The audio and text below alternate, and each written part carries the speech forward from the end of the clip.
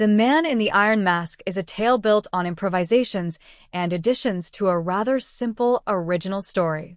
At its core lies a prisoner locked away for decades, his face hidden behind a mask, his name erased from every record. For centuries, the mystery of this faceless figure has fascinated the world. Was he a royal twin, an illegitimate heir, or someone whose secret could topple a king? Writers like Voltaire and Dumas turned him into legend, weaving stories of power, betrayal, and hidden bloodlines. Yet modern historians now claim they have solved the mystery, and the truth, according to reports, is far less glamorous than the tales we grew up with.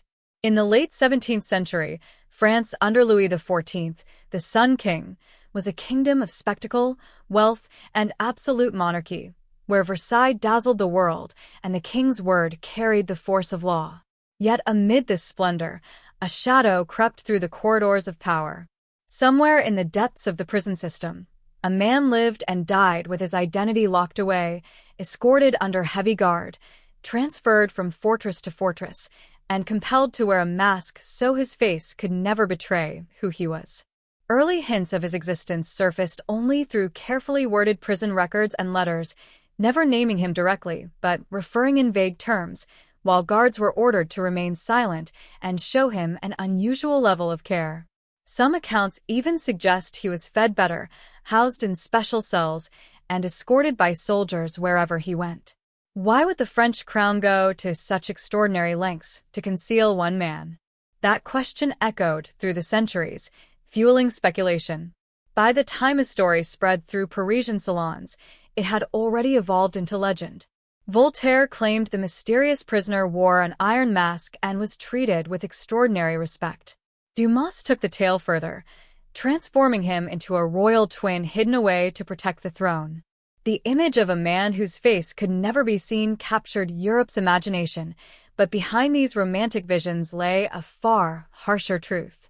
He spent decades in prisons such as Pignerol, Exilles, and Sainte Marguerite before ending up in the Bastille. At times, his mask may have been velvet rather than iron, but the symbolism remained the same. His very appearance was too dangerous for the world to see. His death in 1703 under the false name Marolles deepened the mystery. Even his burial was disguised, his belongings destroyed, and his cell scrubbed clean to erase any trace of him. That silence only magnified the riddle. When the state works so hard to bury a secret, people cannot help but wonder why. Over the next 3 centuries, historians, novelists, and conspiracy theorists suggested more than 50 possible identities, from disgraced diplomats to illegitimate royals, but contradictions abounded, as if the truth itself had been deliberately scattered. In a world where Louis XIV staged his entire life as a performance of power, the faceless prisoner became the ultimate unsolved act. The mystery endures not merely because of who he might have been, but because of what his existence says about secrecy, fear, and the brutality of absolute rule. His name remains absent from history, a ghost lingering in the margins of archives. And so the question endures, what could make a king so desperate to erase one man? That is where the mystery truly begins, and why the search for answers continues. For if the mask ever comes off, what will the world see? Clues hidden in the archives suggest that the man in the iron mask was more than a legend. If he were merely the invention of storytellers, historians could have dismissed him long ago, but the records of 17th century France contain scattered fragments that confirm his existence.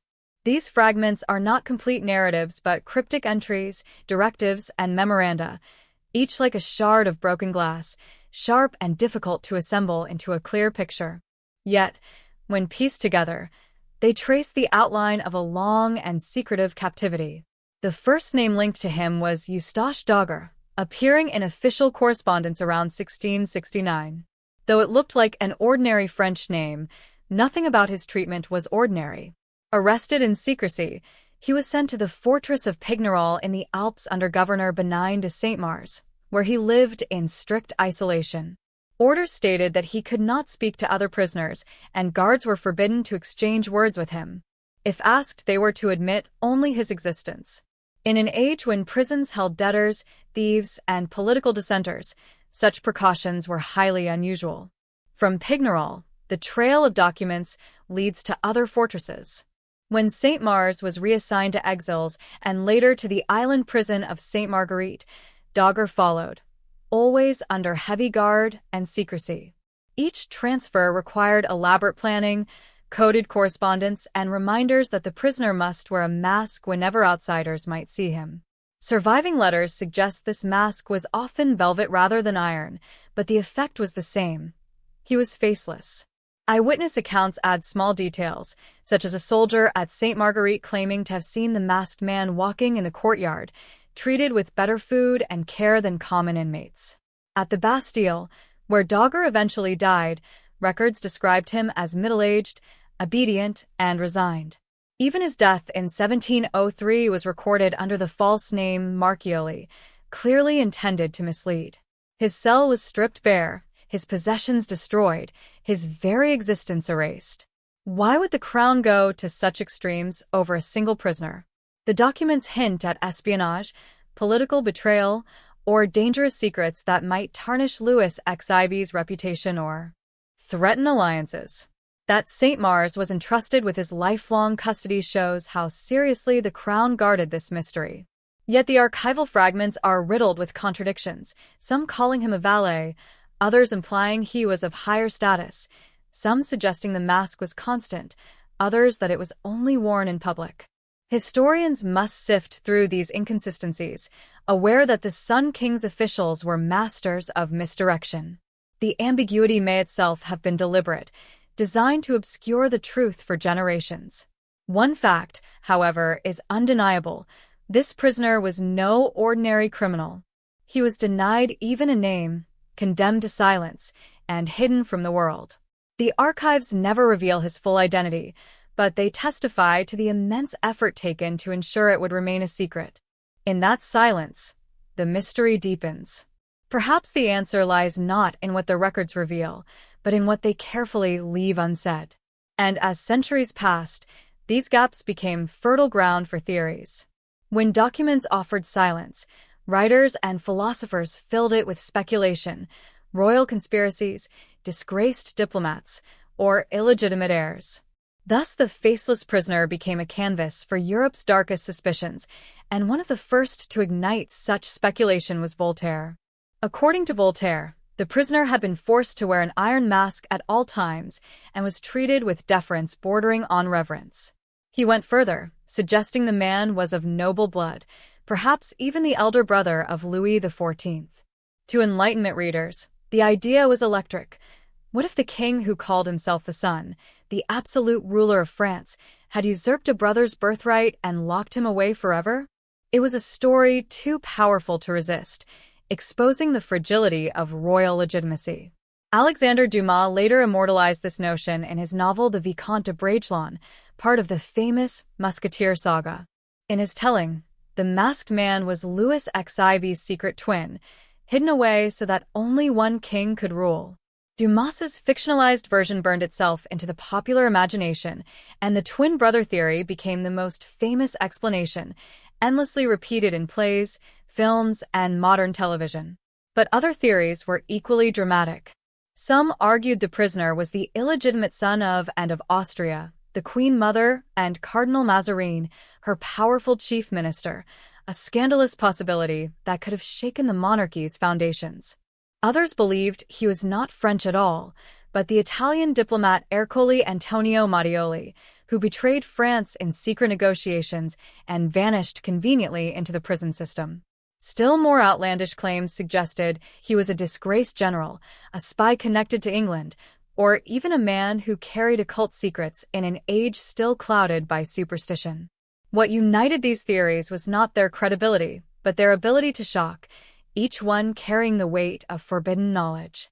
In the world of absolute monarchy, secrets were not idle gossip but weapons, and to imagine the prisoner as a royal twin, a hidden son, or a betrayed diplomat was to imagine a crown capable of extraordinary cruelty to preserve its power. Over time, more than 50 identities were proposed. Royalist writers favored versions that painted him as a traitor who deserved his fate, while critics of absolutism saw him as an innocent victim crushed by tyranny. None of the theories could ever be proven, which only heightened the mystery. Even today, they linger because they capture something deeper than a missing name. They reflect humanity's fascination with hidden truths, with the possibility that behind the splendor of palaces and the authority of kings lies a dark and fragile secret. The mask became more than a disguise. It was a symbol of lies, cover-ups, and the terrible lengths to which power will go to protect itself. And as each theory rose and fell, one haunting question endured. Could the truth be even darker than fiction? For centuries, the man in the iron mask remained locked within myth, distorted by writers and reimagined in popular culture. Yet in the 20th and 21st centuries, as historians returned to the archives with fresh eyes and modern methods, the old legends began to crack. The twin brother tales, the royal heir scandals, and the myth of an iron mask worn every waking hour collapsed under the weight of evidence. The truth, though less glamorous, was far more unsettling. At the center of it all was a name that appeared again and again in Louis XIV's ministerial correspondence, Eustache Dogger. For a long time, scholars dismissed it as a decoy, a false name concealing someone more important. But as new material surfaced, it became but carefully orchestrated. He was not beaten into submission, but locked into silence, tracked for decades, his face covered whenever he might be seen. Such treatment itself sent a message that some secrets were too dangerous to share, even with the passage of time. Yet the crown's obsessive secrecy backfired, granting him a kind of immortality. Generations of writers, philosophers, and historians pursued his shadow, building theories from the plausible to the fantastical. Voltaire gave him royal blood, Dumas made him a twin, and cinema transformed him into a tragic hero. The mask became one of Europe's most enduring symbols of hidden truth, and ironically, the attempt to make him invisible made him unforgettable. If Dogger truly was the man, his story is not about kings and heirs, but about the brutal power of a system that could erase an individual simply for knowing too much. The legend loses its romance but gains a chilling lesson: how fragile life and identity become under absolute authority. Even so, the final pages of this story remain unwritten. We do not know the precise secret Dogger carried, nor why his silence was valued more than his life. Perhaps the truth lies in archives still undiscovered, or perhaps it was buried with him in 1703. For now, all that remains is the haunting image of a man hidden behind a mask, his face and name taken away, his silence echoing louder than any confession. The mystery may be narrowed, but its shadow lingers, reminding us that history rarely gives up all of its secrets.